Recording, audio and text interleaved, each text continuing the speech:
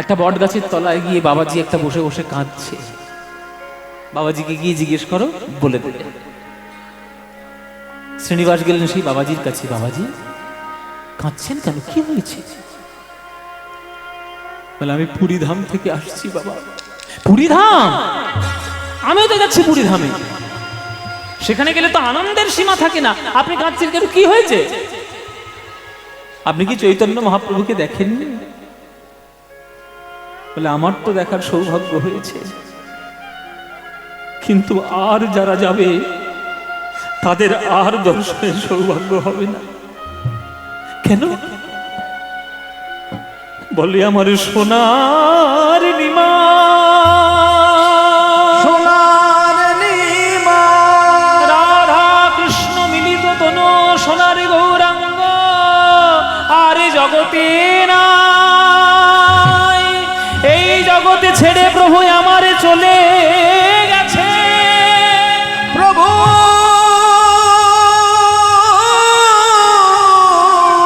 প্রভু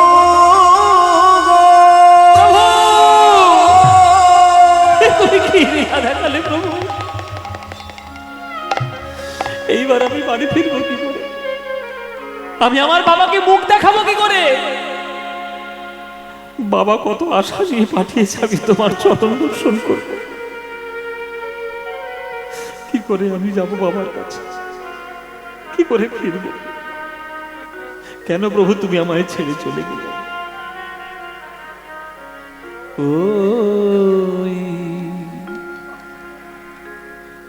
হরি বল। ওই গোরা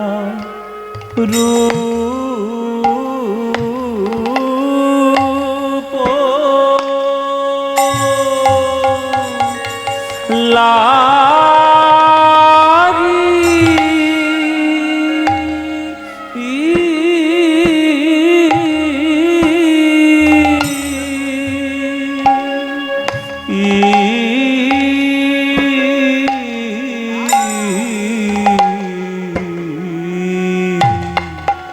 গোরারূপ লাগিল নয় ও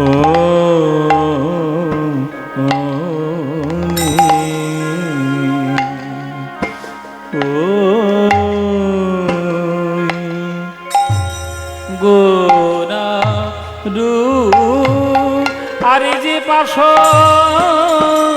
রিতে নাজি ওই সদাই আমার হিয়া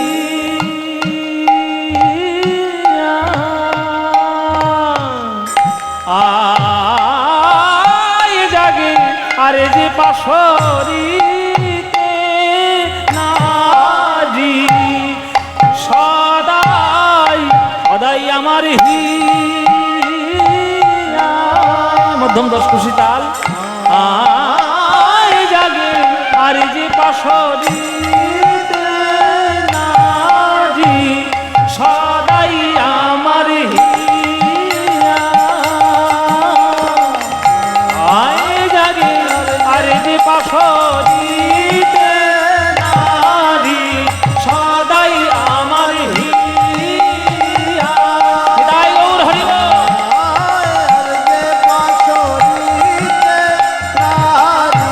সদাই আমার হিয়া আয় জাগে আর যে পাশরিতে নারী সদাই আমার হৃদয় হরি বল হরি হিতে নারী সদাই আমার হিয়া আয় জাগে আর যে পাশরিতে নারী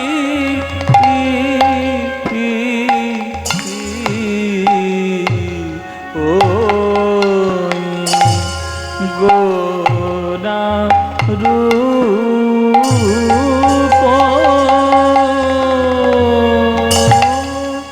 লাগি।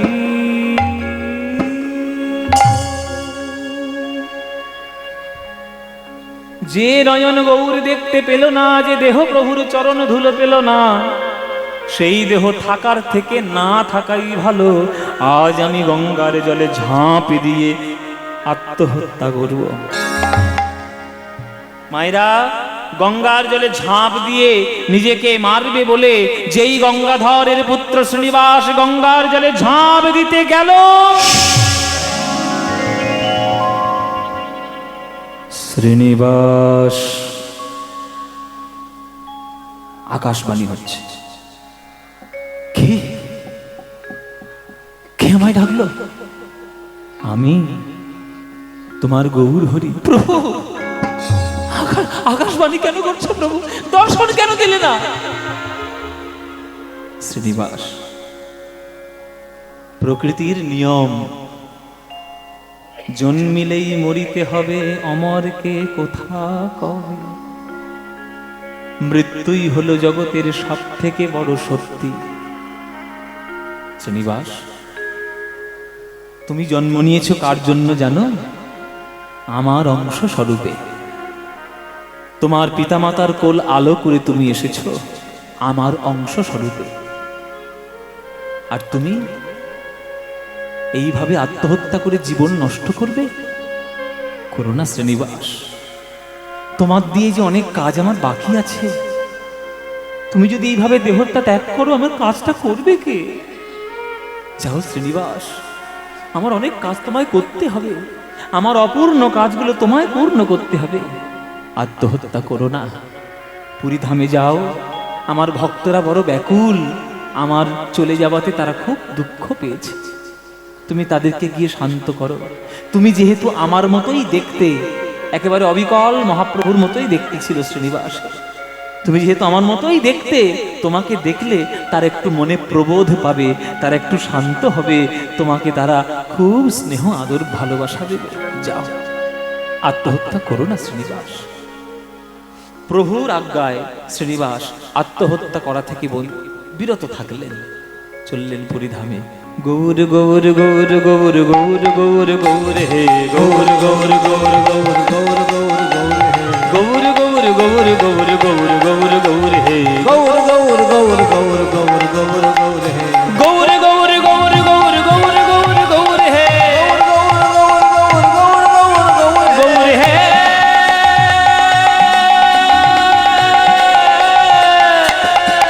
গৌর হে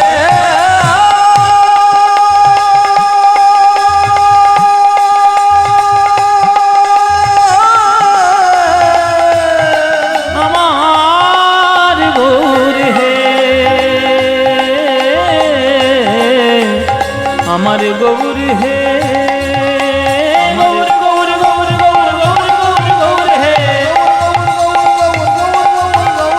গৌর গৌর গৌর গৌর গৌর গৌর গৌর হে। নিমাই এসছে, নিমাই, ওরে দ্বিতীয় নিমাই এসছে। যেই পুরীধামে পা রেখেছে সকল ভক্ত চমকে উঠলেন, এই তো দ্বিতীয় নিমাই, এই তো দ্বিতীয় নিমাই। চরণ লুটিয়ে পড়েছে ভক্তরা। তুমি কে বাবা? দেখতে একেবারে অঙ্গকল আমার গৌর হরির মতো। কে তুমি? আমার নাম শ্রীনিবাস ভট্টাচার্য। শ্রীনিবাস, যাও যাও যাও যাও, তাড়াতাড়ি যাও, গদাধরের কাছে আগে যাও, নাহলে মরেই যাবে গদাধর। এমন বিরহে প্রকাশে তার জীবন চলছে। ছুটে চলল শ্রীনিবাস গদাধরের কাছে, টোটা গোপীনাথের মন্দিরে। কণ্ঠস্বর শুনতে পেয়ে গদাধর ছুটে এসেছে, বুকের মধ্যে জড়িয়ে ধরল। শ্রীনিবাস গো, তুমি আমার গৌরের মতোই দেখতে, আমার গৌর হরির একেবারে অবিকল কণ্ঠস্বর। তুমি আমার সামনে একটু বসো, তোমায় শ্রীমদ্ ভাগবত শুনিয়ে মনের জ্বালা জুড়াই। হরি বল বাবা। প্রত্যেক দিন সন্ধ্যাবেলায় গদাধরের কাছে মহাপ্রভু আসতেন শ্রীমদ্ ভাগবত পাঠ শুনতে। আর শ্রীমদ্ ভাগবত পাঠ গদাধর এত ভালো পাঠতেন যে তুলনাই নেই। তাই তার কাছে প্রত্যেক দিন পাঠ শুনতে আসতেন আমার মহাপ্রভু। হ্যাঁ, তো সেই তার কাছে শ্রীনিবাস যখন গেছে, ওই জন্যে তাকে বলছি যে তোমাকে আমি ভাগবত পাঠ করে শোনাবো। সবাই করজোরে বসবেন, ভাগবত পাঠ করে শোনাচ্ছি। बर्हापीडं नटवरवपु कर्णयो कर्णिकारं बिभ्रद्वासो कर्णककपीशं वैजयन्तीं च मालं रन्ध्राणवेणरधरसूधया पूरयन् गोपवृन्दे बृन्दारण्यं स्वपदरमणं प्राविशति गीतकीर्तिः बृन्दावनं सखि भुव वितनोति कीर्तिं यद्देवकी सुतपदाम्बुजलब्धलक्ष्मी गोविन्दवेणो वनमात्तमयूरनुनित्यं प्रक्षादिसान्यपरतान्यसमस्तसत्त्वम्। যাও শ্রীনিবাস, পুরী ছাড়ার আগে একবার প্রণাম করে এসো হরিদাসের সমাধিস্থলে। হরিদাসের কৃপা না হলে তুমি তো নাম করতে পারবে না। কেবলমাত্র হরিদাসই এমন একটি ভক্ত মরণের পরেও গোবিন্দের কোলে ওঠার সুযোগ পেয়েছে। আমার গৌর হরির কোলে, মহাপ্রভুর কোলে একমাত্র হরিদাস বাবা, সারা বৈষ্ণব জগতে অন্য কোন বৈষ্ণব নয়। আপনারা ভাবুন যে ভাগ্য কতটা উচ্চ স্তর। 22টা বাজারে বেত্রাঘাত খেয়ে 3 লক্ষ হরিনাম জপ করত হরিদাস ঠাকুর। আমরা এবেলায় মালা নিয়ে ওবেলায় মনে মনে ভাবি ভগবানকে পেয়ে যাব, আর 3 লক্ষ প্রত্যেক দিন নাম জপ করত হরিদাস ঠাকুর। তাকে স্বয়ং মহাপ্রভু কোলে করে তুলে নাচিয়েছে সমুদ্রের ধারে।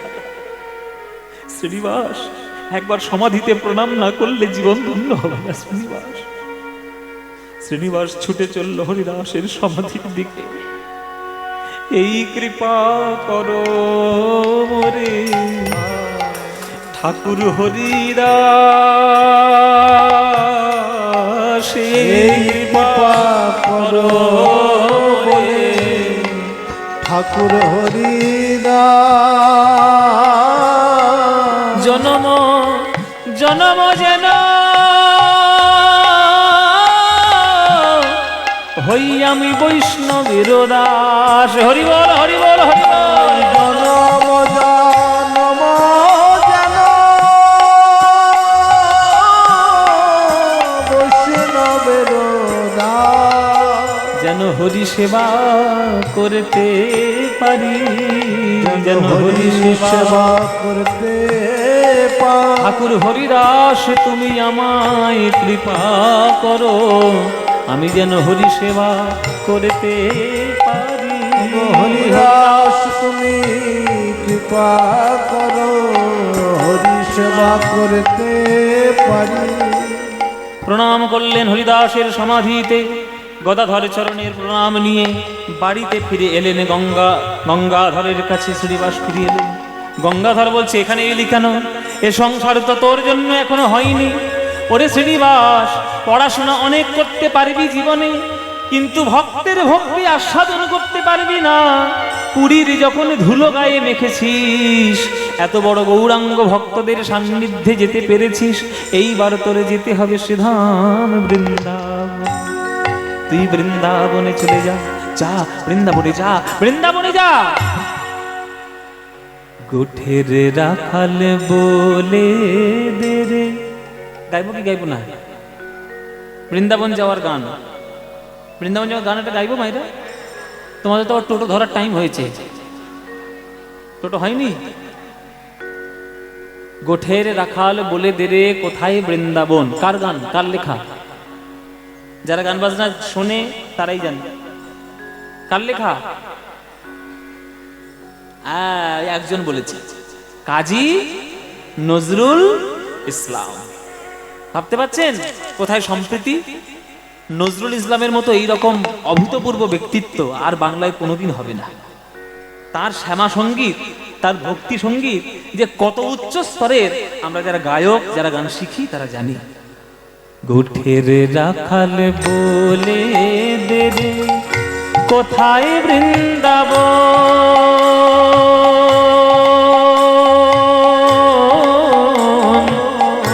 রাখাল রাজা গোপাল আমার খেলিও নখন কোথায় বৃন্দাবন গোপীর রাখাল বলে দে রে কোথায় বৃন্দাবন রাখাল রাজা গোপাল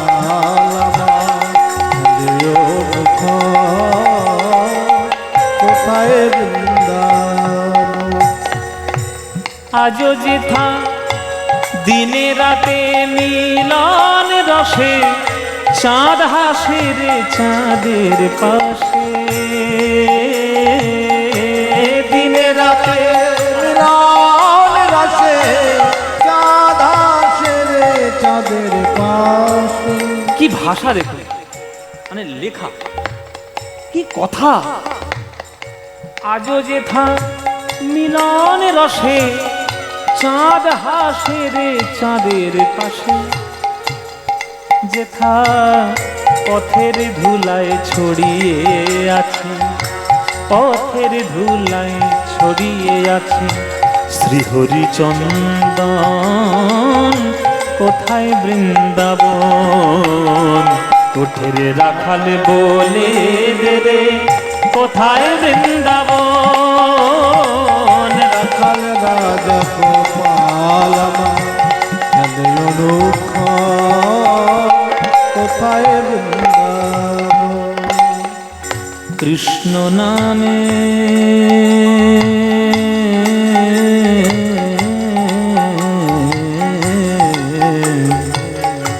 কৃষ্ণ নামের রে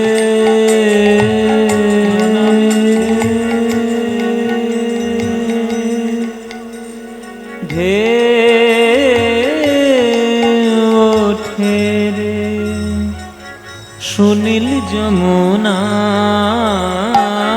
তমাল বনে আজ কানর নপুর শোনা যায় গো নপুর শোনা যায় আজও যেথা কদম ডালে বেনু বাজে সাঁঝ সকালে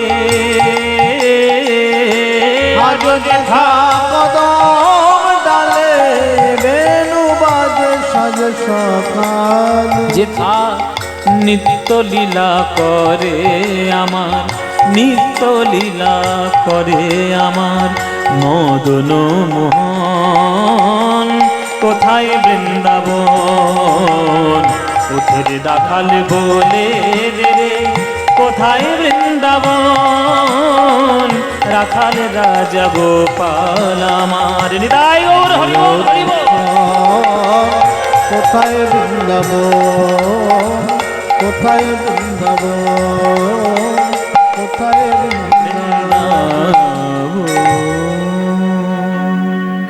সবাই বলেন বৃন্দাবন ধাম কি বৃন্দাবন ধাম কি শ্রীমতী রাধা রানী কি श्रीमती राधा रानी की बोलो प्रेम से राधे राधे बोलो राधे राधे बोलो राधे राधे वृंदावनं सखी भुववितनोति कीर्तिं यद्देवकी सुतपदाम्बुजलब्धलक्ष्मी गोविंद वेणुमनमत्तमयूरनृत्यं प्रेक्षादिसान्य परतान्य समस्त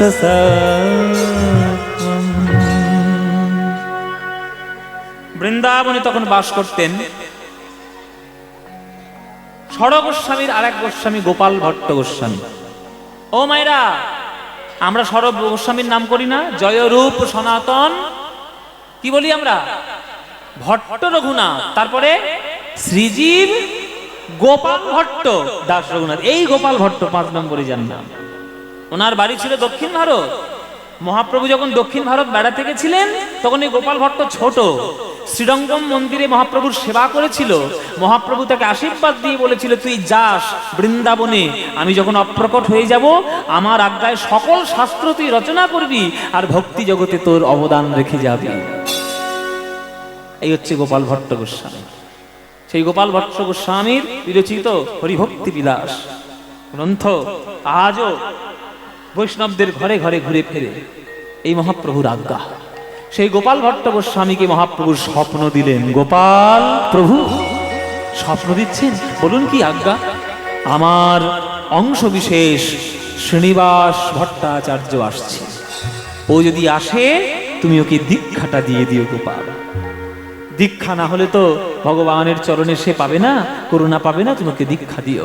এই শ্রীনিবাস আচার্য যেই ঢুকেছে, শ্রীনিবাস যেই ঢুকেছে বৃন্দাবনে, অমনি গোপাল ভট্ট গোস্বামী আগে থেকেই হাত বাড়িয়ে দাঁড়িয়ে রয়েছে। শ্রীনিবাস এসো, আমি তোমায় দীক্ষা দিব। গুরুদেব আপনি আমায় পরিচয় জানলেন কি করে? বলে শোনো শোনো, চেনা বামুনের কি আর পইতে লাগে গো? দেখতে তোমার মহাপ্রভুর মতো, মহাপ্রভুই আমাকে স্বপ্নের মধ্যে আজ্ঞা দেবে আর আমি তোমাকে চিনতে পারবো না? এসো আমি তোমাকে দীক্ষা দেব। সেই গোপাল ভট্ট গোস্বামীর কাছ থেকে দীক্ষা গ্রহণ করলেন শ্রীনিবাস। বৃন্দাবনের সকল কিছু সেবা তিনি করলেন। শ্রীমদ্ ভাগবত পাঠ শিখলেন জীব গোস্বামীর কাছে। জীব গোস্বামীর কাছে শ্রীমদ্ ভাগবত পাঠ শিখলেন। গোপাল ভট্ট গোস্বামীর কাছ থেকে দীক্ষিত হলেন। পরবর্তীকালে তিনি এত ভালো ভাগবত পাঠক হয়ে গেলেন যে জীব গোস্বামী প্রভু, আগে নাম ছিল শ্রীনিবাস ভট্টাচার্য, আর এই শ্রীনিবাস আচার্য নামে ভূষিত করেছেন এই জীব গোস্বামী প্রভু। তাই বৈষ্ণব জগতে শ্রীনিবাস আচার্য সবাই ডাকে, শ্রীনিবাস ভট্টাচার্য কেউ ডাকে না। কেননা বৃন্দাবনে যারা যারা গোবিন্দ সেবা করেন তাদের নতুন নতুন একটি করে নাম হয়। শ্রীনিবাস আচার্য একজন তাদের মধ্যে একজন। বৃন্দাবনের কার্য সমাধা করলেন, আবার চলে এলেন। তবে চাকুন্দি গ্রামে এলেন না, এলেন জাজিক গ্রাম। কি বললাম মায়েরা? জাজিক গ্রাম। তাহলে জাজিক গ্রামটা কোথায়? বর্ধমান স্টেশন থেকে যে লোকালটা ছাড়ে কাটোয়া বা রাস্তা, এই কাটোয়ার ঠিক আগে স্টেশনটা হচ্ছে জাজিক গ্রাম। কাটোয়া তো মেন স্টেশন, জংশন, আর কাটোয়ার ঠিক আগে স্টেশন হচ্ছে জাজিক গ্রাম। রাস্তার পাশে এখনো পর্যন্ত সে মন্দির আছে। আপনারা দর্শন, আমি তো মানে বহুবার দর্শন করেছি, কারণ আমার গান তো ওদিকে সব থেকে বেশি হয়। এই নদিয়া, বর্ধমান, বীরভূম, মুর্শিদাবাদ এদিকেই আমার গান সব থেকে বেশি হয়। ওই জন্য যাতায়াতের পথে আমি অনেকবার দর্শন করেছি। আপনাদের কাছে আমার অনুরোধ, আপনারা তো এখানে সেখানে বেড়াতে যান, একবার একটু পয়সা খরচা করে এখান থেকে চলে যাবেন কাটোয়া। কাটোয়া নবদ্বীপ থেকে বেশি দূর নয়, ওই 40-45 কিলোমিটার মতো রাস্তা। কাটোয়ায় যাবেন, গিয়ে বলবেন জাজিক গ্রাম যাব, দেখবেন টোটোতে করে সব নিয়ে যাবে। একবারে রেল লাইনের ধারে মন্দির জাজিক গ্রাম। ওইটা ছিল আমার শ্রীনিবাস ভট্টাচার্যের মামার বাড়ি। তা মামার বাড়িতে চলে এলেন, এখন গ্রামে আর থাকলেন না। বিবাহ যার সঙ্গে করেছিলেন তার নাম গৌরাঙ্গ প্রিয়া দেবী, তার নাম ছিল গৌরাঙ্গ প্রিয়া। তার সঙ্গে বিবাহ হলো। ভজন সাধন মনের মধ্যে আজ সদা সর্বদা খেলে। আজ আজ মন্দিরে বসে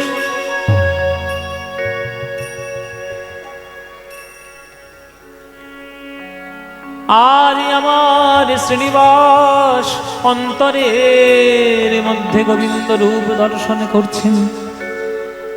বৃন্দাবনে গোপাল ভট্ট গোস্বামীর আশীর্বাদ, জীব গোস্বামীর কৃপায় যখনই সে মনে করবে তখন ধ্যানের মধ্যে গোবিন্দকে দর্শন পাবে।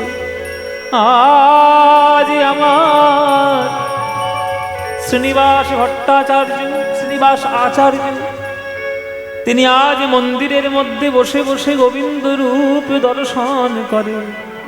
আর রূপ দর্শন করে নয়ন ধারায় বিগলিত হয়ে গান, নিজে গান সুর করে কীর্তন গাইছে। গান বাজনায় খুব পাকা ছিল শ্রীনিবাস আচার্য, গান গাইছে শ্রীকৃষ্ণের রূপের গান। ধ্যানের মধ্যে দেখছেন, রূপ দেখছেন কৃষ্ণের। ও গো আরে কিবা, যে বললাম রূপের পদ আমি একটি গাইব শেষে গিয়ে, কেননা এই গানটা মনোহর শাহী ঘরানার গান। আর এই মনোহর শাহী ঘরানার গানগুলোর মধ্যে একটা বৈশিষ্ট্য হচ্ছে যে প্রথম গানটি হবে বড় তালে, বাকি গানগুলো হবে ছোট তালে, সংক্ষিপ্ত তালে। আর গড়াহাটি ঘরানার গানের বৈশিষ্ট্য কি? পুরো গানটাই হবে বড় তালে, পুরো গানটা, মানে একটা পদ, গোটা পদ হবে বড় তালের গান। যেমন সচির নন্দন গোরা ও চাঁদ বয়ানে ধবলি শ্যামলি গলি বলি ডাকে ঘনে ঘনে গোষ্ঠলীলার পদ, ওইটা প্রথম থেকে শেষ পর্যন্ত বড় একটা গান, ওটা গড়ানহাটি ঘরানার গান। ও নীল রতন কি নবঘন ঘটা নখিলে নখল নয় সে অঙ্গের ছটা, উত্তরাধ্যায় পূর্বাধ্যায় দুটো আছে, ওটা গড়ানহাটি ঘরানার গান। কিন্তু এই তো হচ্ছে মনোহর শাহী ঘরানার গান। আরে কি বা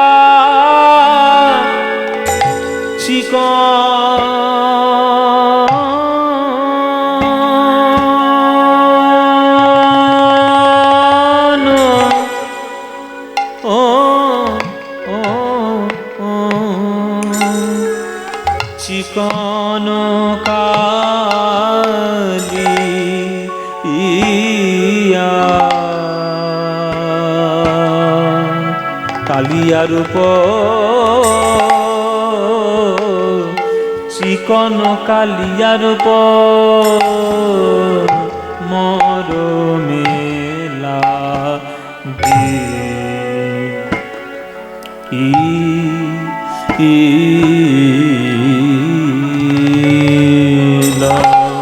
ও আরে কি বা আরে কি বা চিকন গৌরী তাল সখীরে তারা বুঝি ভালো করে, তারা বুঝি ভালো করে দেখে দেখে নাই দেখে নাই দেখে নাই গো ও আরে কি বা চিকন ললিতারে তারা বুঝি ভালো করে, তারা বুঝি ভালো করে দেখে দেখে নাই দেখে নাই দেখে নাই দেখে নাই গো কারা ও গো যারা কৃষ্ণ কালো বলে গোবিন্দের আলো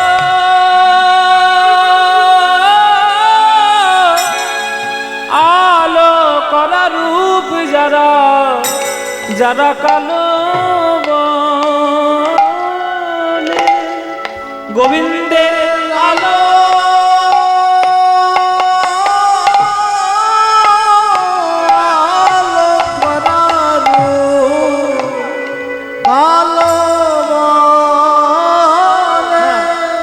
গোবিন্দের আলো আলো করারু যারা কালো বলে গোবিন্দের আলো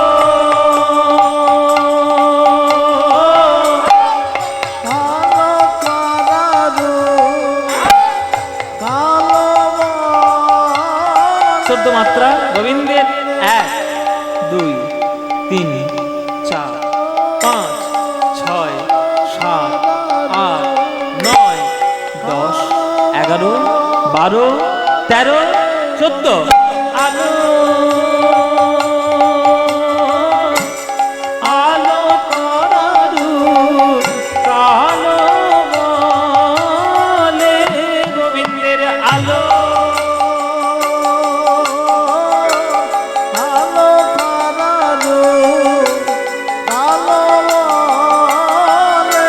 গোবিন্দের আলো আলো করারু যারা কালো বলে গোবিন্দের আলো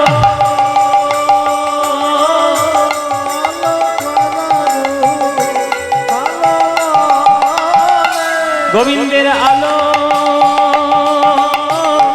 আলো করারু কালো বলে গোবিন্দের আলো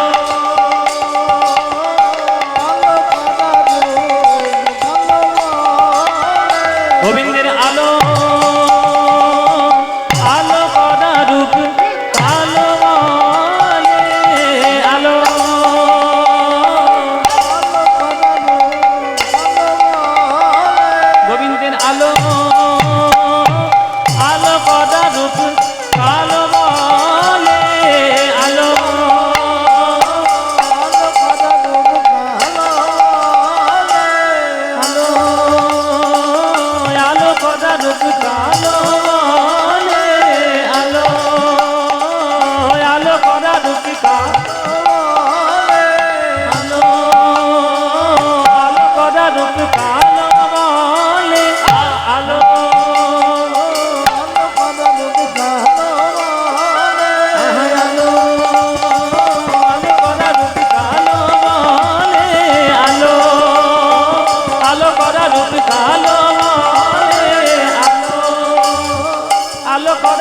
কালো বলে আলো, আলো করা রূপ কালো বলে, আলো আলো করা রূপ কালো বলে আলো, আলো করা রূপ কালো বলে আলো, আলো করা রূপ কালো বলে আলো, আলো করা রূপ কালো বলে আলো, আলো করা রূপ কালো বলে আলো,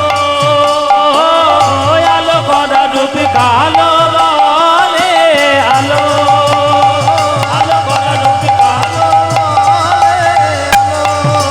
আলো করা রূপ কালো বলে আলো, আলো করা রূপ কালো বলে আলো, আলো করা রূপ কালো বলে আলো, আলো করা রূপ কালো বলে।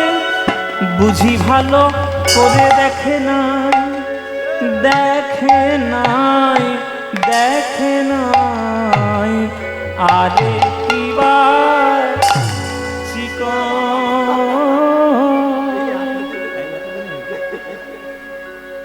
চিকন কালিয়া রূপ মরমে লাগিল ধরনে না যায় মরিহিয়া। এইসব হচ্ছে কীর্তন গান, মনোহর শাহী ঘরানার কীর্তন। আস্তে মায়েরা, এইগুলোই হচ্ছে অরিজিনাল কীর্তন। এই যে বড় তালের গান, যে গুরুর কাছ থেকে যতটুকু শিখে নিতে পারবে তার জীবন ততটাই ধন্য হবে। কত চাঁদনি নাড়িয়া বধুর মুখখানি মাঝি আছে গো, কত চাঁদনি নাড়িয়া বধূ মুখখানি মাঝি আছে গো, না জানি তাই কত সুধা দিয়া, কত সুধা দিয়া, ও কি আহারে না জানি তাই কত সুধা দিয়া, কত সুধা দিয়া, না জানি তাই কত সুধা দিয়া। হ্যাঁ, ওই জন্যই বলছে আমার গোবিন্দের শোভার বলি হারিয়ে যায়, আমার গৌরাঙ্গ তার যেমন বদনের শোভার বলি হারিয়ে যায়, আমার গোবিন্দের বলি হারিয়ে যায়। এগুলো সব ধ্যানের গান বাবা। আমার গুরুদেব বলতেন যে একটা বড় গান তুমি যদি গাইতে পারো বাবা, এক ফেরা মালার কাজ হয়ে যায়। ওই যে আমরা জপ করি আর গুনতে থাকি 108 108, মালার কাজ হয়ে যাবে যদি একটা বড় দলের গান যদি গোবিন্দকে ঠিকভাবে শোনাতে পারো। হ্যাঁ, অধরের দুটি কুল জিনিয়া মাধুলি ফুল, অধরের দুটি কুল জিনিয়া বাঁধুনি ফুল, হাসি খানি তাহাতে মিশায়, হাসি খানি তাহাতে হাতে নিশা, ওগো নবীন মেঘের পরে বিজলি প্রকাশ করে, নবীন মেঘের পরে বিজলি প্রকাশ করে, জাতিকুল মজাইল তাই, জাতিকুল মজাইল তাই, জাতিকুল মজাইল তাই, জাতিকুল মজাইল তাই, ভুরু যুগ সন্ধান কামের কামানবান, ভুরু যুগ সন্ধান কামের কামান, হিঙ্গুলে মন্ডিত দুটি আঁখি, আবার কেমন অরুণ নয়ন কোণে চাইয়া ছিল আমা পানে, অরুণ নয়ন কোণে ছাইয়া ছিল আমার পানে, আর সেই হইতে শ্যাম রূপ দেখি, সেই হইতে শ্যাম রূপ দেখি, সেই হইতে শ্যাম রূপ দেখি, সেই হইতে শ্যাম রূপ দেখি। যমুনার জল হইতে উঠিয়া আসিতে পথে, যমুনার জল হইতে উঠে আসির পথে, যমুনা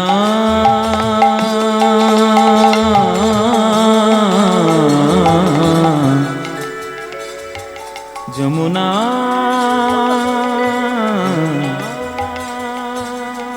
যমুনা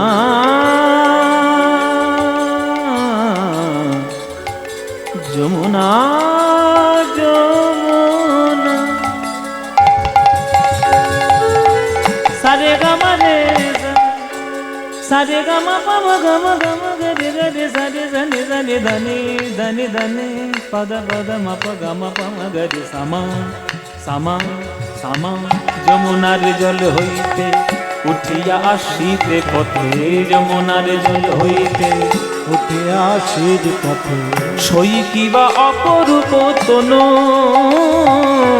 সই কিবা অপরূপ তনু জ্ঞান দাসেতে কয় শুধুই সে সুধাময় জ্ঞান দাসেতে কয়ে শুধুই সে সুধাম গোকুলে নন্দের বালা কানো গোকুলে নন্দের বালা কান হরি বল হরি বল বালা কানো গোকুলে নন্দের বালা কান সখিরে আমার সবই গেল সখিরে আমার সবই গেল ওই কৃষ্ণ রূপে নয়নে দিয়ে সখিরে আমার সবই গেল কৃষ্ণ রূপে নয়ন দিয়ে সখিরে আমার সবই ওই কৃষ্ণ রূপে নয়নে দিয়ে লজ্জা কুলো মানে ধৈরাজ রূপে নয়ন দিয়ে লজ্জা কুলো মান ধৈরাজ কৃষ্ণ রূপে নয়ন দিয়ে লজ্জা কুলো মান ধৈরাজ কৃষ্ণ রূপে নয়ন দিয়ে সখিরে আমার সবই গেল গোকুলে নন্দের বালা কানো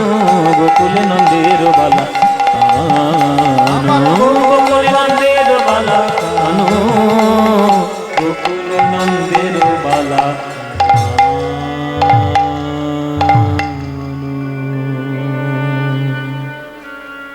শ্রীনিবাস আচার্যের তৈরি গান রূপের কথা আমরা সাধন করলাম। এবার রূপের পরে আক্ষেপ অনুরাগ গান আপনাদের এবার আক্ষেপ অনুরাগ শ্রবণ করবেন। পরবর্তী সম্প্রদায় এসছে। আর শ্রীনিবাস ভট্টাচার্য বা শ্রীনিবাস আচার্যের জীবন কথা আমরা শুনলাম। একবার অন্তত জাজিক গ্রামে গিয়ে একটু প্রণাম জানিয়ে আসবেন। সেই জাজিক গ্রামের কৃপায় দেখবেন আপনারও মনে হৃদয়ের মধ্যে প্রেম হবে। আর একটা কথা বলে দিই, একটু এক মিনিট আর একটা কথা বলে দিই। আগামী ডিসেম্বর মানে 25শে ডিসেম্বর ক্রিসমাস এই সময় একটি চলচ্চিত্র একটি সিনেমা রিলিজ হচ্ছে। সিনেমাটার নাম হচ্ছে লহ গৌরাঙ্গের নাম রে। হরি বল হরি বল। লহ গৌরাঙ্গের নাম রে গৌরাঙ্গ মহাপ্রভুর বিষয়ে রিসার্চ নিয়ে একটি সিনেমা, সেটা আপনারা দেখতে পাবেন সিনেমা হলে গিয়ে। আর সেই সিনেমাতে আমার একখানি গান গাওয়া আছে। আপনাদের আশীর্বাদে এই আমার জীবনের প্রথম কোন সিনেমাতে সরাসরি গান গাওয়ার সুযোগ হয়েছে। তো সেই লহ গৌরাঙ্গের নাম রে গান সিনেমাটি আপনারা সবাই দর্শন দেখতে যাবেন। হ্যাঁ, গৌরাঙ্গ মহাপ্রভুর বিষয়ের সিনেমা লহ গৌরাঙ্গের নাম রে। সেখানে একটি গান আমি গেয়েছি, যদি পারেন শুনবেন। নিতাই গৌর হরি বল। এইখানে আমাদের লীলা আমরা রাখলাম। পরবর্তী সম্প্রদায় তার আক্ষেপ অনুরাগ আস্বাদন